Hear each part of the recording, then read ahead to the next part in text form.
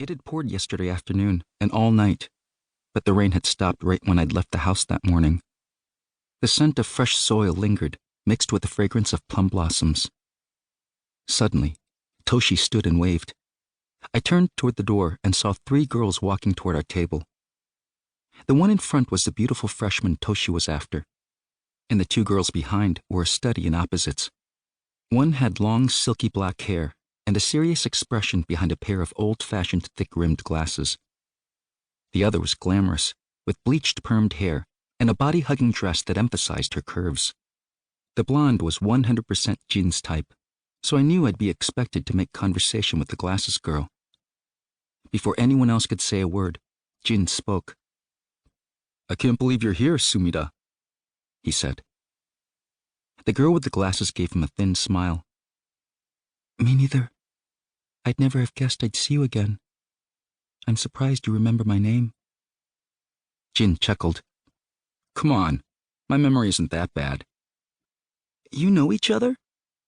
Toshi asked. "We were high school classmates," Jin said quickly. "Apologies. I've done things in the wrong order, haven't I? Please, ladies, take a seat, and then we can do the introductions." The 3 of them made themselves comfortable on the long sofa. The pretty girl was named Sachiko Hayami. The stylish one was Chie Ono, and the one with the glasses was Miwako Sumida. "Sachiko, Chie, and Miwako?" Toshi repeated. "Do you mind if we use first names?" "Of course not," Chie said in a cheerful tone. She was so friendly, probably one of those girls everyone had an easy time getting along with. Toshi ordered some light snacks, and we made the usual collegiate conversation. "What are you studying?" "Oh, interesting. Are you in any clubs? I've been thinking of checking that one out." "What about you, Ryusei? Any fun hobbies?" "Oh, me too. I listen to the radio all the time. Music mostly. I have pretty eclectic taste." "Wow, people have said that about me too. Have you seen any good movies recently? What did you think of it?" "Wait, don't tell me the ending. I haven't watched it yet." As the exchange went on, I became fascinated by how different these girls were. Sachiko and Chie were chatty, while Miwako gave cursory answers to everything anyone asked her, like she didn't want to be there. Then again, I too was only there to pad the numbers. After a while, it became obvious that Miwako really didn't want to be there. She wouldn't stop looking at her watch, which seemed too big for her thin wrist. As expected, Sachiko was more interested in Jin than Toshi, but what piqued my interest was the tension between Jin and Miwako. He seemed overly conscious of her, glancing at her every now and then before averting his eyes. She, on the other hand, openly stared at him whenever he looked at her.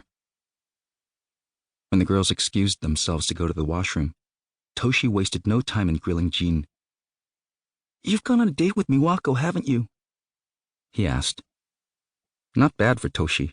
He was surprisingly sharp that day. Jin slurped his chocolate milkshake. "No way. She's not my type." "I don't believe you. She kept looking at you." "Glaring, you mean?" said Jin, laughing. "If you must know, we do have an unpleasant history. I'm not going to be the one to spill it, so don't bother asking." He lowered his voice.